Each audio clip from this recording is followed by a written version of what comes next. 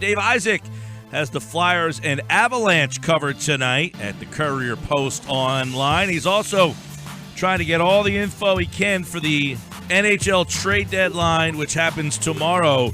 David, you wonder if tonight's game really has Ron Hextall's finger on the pulse. You know, a loss tonight, does he just blow this thing up?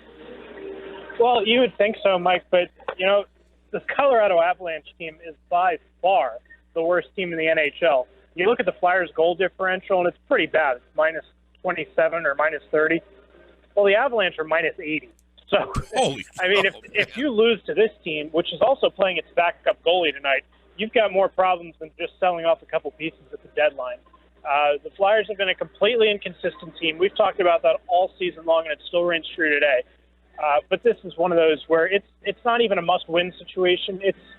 It's just one that if they lose, I don't know what to do. I mean, it's not necessarily a must-win in the playoff sense, because I think that even though there's still some time here, there's 21 games left and they're 6 points out, I don't foresee them coming out of it. So to say that it was a must-win game, whatever, that was Saturday night in Pittsburgh. That was the must-win game, and they couldn't do it there. So I don't know how much tonight's game necessarily has to do with what Ron Hextall is going to do, but you do notice the action around the league, and that Ron Hextall hasn't taken part yet, and it's been a pretty good seller's market so far.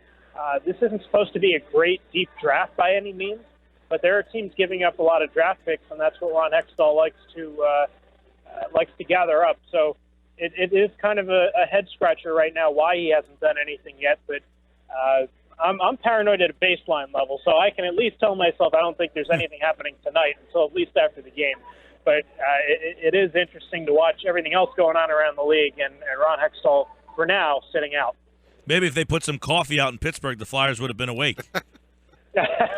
Yeah, they ran out of that pretty quick. That was the snoozer. Coffee, chicken parm. Dave Isaac with us. So, Dave, the Avalanche in town tonight, and Mike Gill and I were talking earlier in the show about how, it's maybe when deals get done, it's both general managers. Do you know, the Avs GM is there, right? And, I mean, you look at guys like Duchesne or Landeskog, and Flyers fans start to salivate, like maybe they could pry a piece like that loose, but yet Hextall has come out with some comments that seem to be contrary. Is that correct? Well, what he said was that he wasn't going to be a buyer, and I think that there's a difference between being a buyer and getting a rental player and getting a big player that could potentially help you in the future. If they were going to do a trade for Matt Duchene or Gabriel Landeskog, I think they would have done it by now. I don't think there's any sense in playing against that player and then trying to get him, because there's the risk of injury. Joe Sakic is not here in Philadelphia. He's back in Colorado, so that's where he's doing his business. I'm looking over now, and I don't see Ron Hextall in his booth quite yet. He's probably been working the phones in Voorhees this morning, and I'm sure he'll get over here at some point. But, yeah, his silence kind of speaks volumes here. You start to worry with all of the assets that he has that he could get something for, why he's still sitting out. And I wonder if it isn't something big that he's waiting to complete, because you look around and see that there are a lot of these rental pieces going for pretty good returns, and Michael Del Zotto and Mark Streit both fit that bill. I think both goaltenders do as well, Steve Mason and Michael Neuwirth, but the NHL made a trade earlier with Ben Bishop going to the LA Kings, and that had a curiously small return in it. So I don't know that there is much of a market for goaltenders, but those two guys and the two defensemen, I think, are probably the biggest pieces of trade bait that Ron Hextall has right now. Dave Isaac, Flyers and Avalanche tonight right here on 97.3 ESPN. Dave, who are some guys that could be playing their last game in Philadelphia? Well, those two guys, Mark Streit and Michael Del Zotto, I think are both I don't know if expecting a move is the right term, but I think they know that there's a very good chance that it could be their last game with the Flyers. They have a couple forwards as well who are on expiring contracts, but I don't see Pierre-Edouard Bellemare getting much of a return or going anywhere, and the same for Chris Vandevelde. There aren't a ton of pieces that other teams are really salivating over, but teams that are looking for deep playoff runs always need defensemen. And those are the two big ones, Mark Streit and Michael Del Zotto. Nick Schultz is on an expiring deal too, But stay-at-home defensemen, A, don't get as much in return, and B, aren't quite as coveted as those other two guys that could potentially help a power play.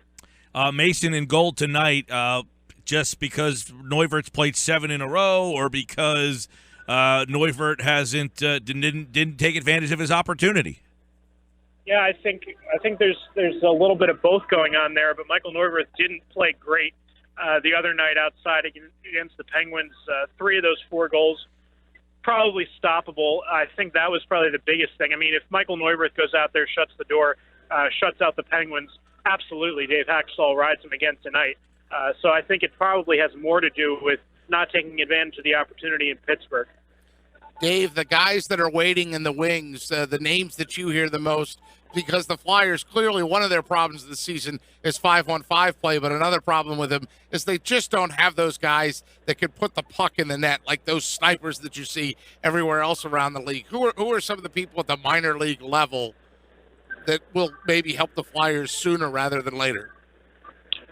Well, they have a very good-looking Phantoms team right now that's probably going to make the playoffs and go on a run, but a lot of those guys that are on that team really are AHL caliber players and aren't necessarily young stars that are going to come up and make a big impact at the NHL level. The one player that is closest to making an immediate impact up front, I think, is Oscar Lindblom, who's tearing up the Swedish Elite League.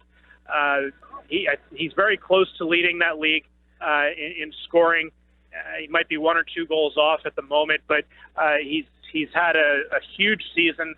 I know the Flyers look at that league a lot like the AHL, so it wouldn't be a huge jump in terms of talent level. It's always a bit of an adjustment to play on a larger rink, but Oscar Lindblom is the guy that, if I was a betting man right now, I would say that he makes the NHL next season. And part of that is because the Flyers need a sniper in such a bad way. Dave Isaac, Courier Post. And Dave, if the Flyers are mathematically or just don't feel like they're going to make it, do we see Stolarz potentially play 10, 15 games down the stretch?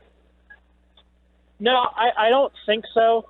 The Flyers for a long time really did neglect that AHL team.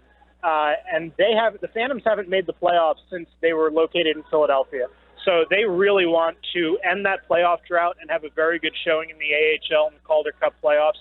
I think they would, if they didn't let one of those goalies go at the trade deadline before tomorrow at 3 o'clock, I don't think that they see any reason to bring them up just for kicks. Trade deadline talk, of course, but also Brandon Manning out of the lineup, suspended 2 games. Was Connor McDavid and the rest of the Oilers up there going, yeah, that's right, NHL, finally? Yeah, I don't know. I think it doesn't really matter what team or what hit you're talking about. I don't think anybody finds the NHL to be consistent in their rulings. I mean, Evgeny Malkin had a hit that looked a lot like that Brandon Manning hit. I'm not saying it wasn't worth a suspension, but I'm saying if that was worth a suspension, then why didn't Evgeny Malkin get anything? It also doesn't necessarily make the officials look very good when there was no penalty on the play, and the NHL comes down 2 days later and says, oh, by the way, that was interference, and you're going to sit out the next 2 games because of it. Dave Isaac at Dave G. Isaac for the Flyers News. If something goes down, make sure you follow him on Twitter and, of course, the Courier Post online. And Dave tonight for Flyers and Avalanche at the Wells Fargo Center. Thanks, pal. Thanks for having me, guys.